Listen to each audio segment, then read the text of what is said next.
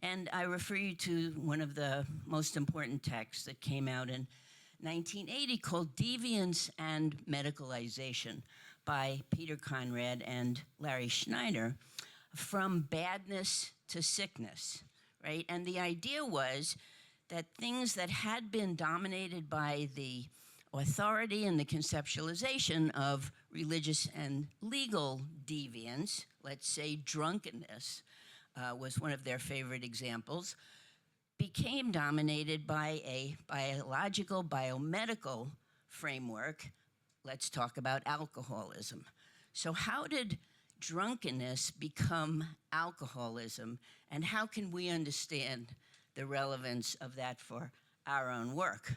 Well, the problem was life moves on, culture moves on, and it didn't just stay in the deviant area. It didn't just stay as a beneficial improvement, which was how it was thought. Well, you know, we don't want to just lock these people up. We don't want to just beat them up. We want to treat them. We want to help them. We want to be beneficent towards them. The medical framework was supposed to be a beneficent framework instead of a judgmental framework. Well, unfortunately, what happened is maybe it succeeded all too well. And so as the process of medicalization succeeded, it spread, it proliferated. It became about the medicalization of everyday life.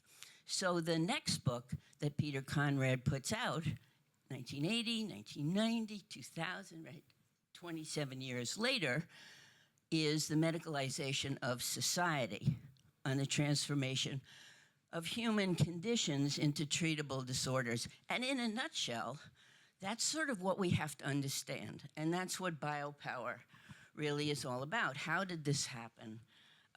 Who is in charge of this, and how can we roll this back?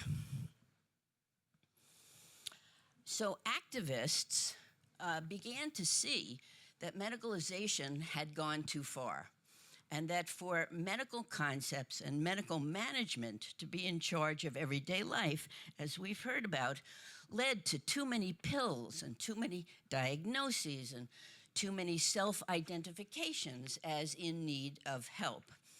And consumer organizations got involved and started talking about things like disease-mongering, too much medicine, over-treatment, over-diagnosis. You've heard these terms, right? And you've seen books and conferences devoted to this. So this is kind of how I got involved. So I'm a sexologist by training.